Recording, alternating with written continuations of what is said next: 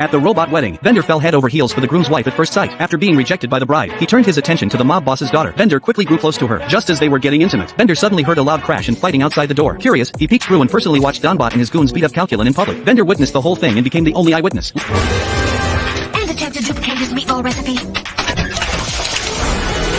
Later, the police launched an investigation into the vicious assault, hoping to take down the crime boss. After a long internal struggle, Bender's sense of justice overcame his fear, and he decided to testify in court. In the courtroom, Bender clearly described the entire attack on Calculin by the mob boss.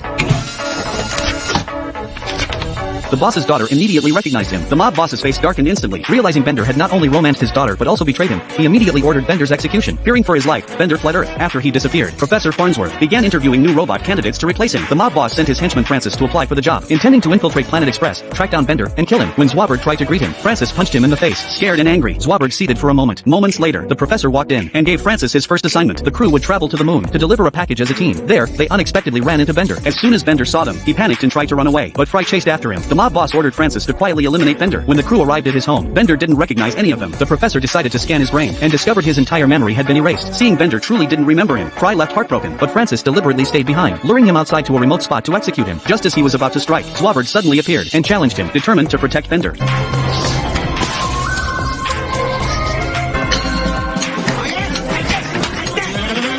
Amid the chaos, the mob boss's daughter suddenly showed up. She had chased Bender all the way to the moon. When she saw Francis about to kill Bender, she pulled out a gun and shot Bender dead. Convinced Bender was dead, the mob boss and Francis left. Later, everyone mourned Bender's death, until the real Bender showed up, alive and well. As it turned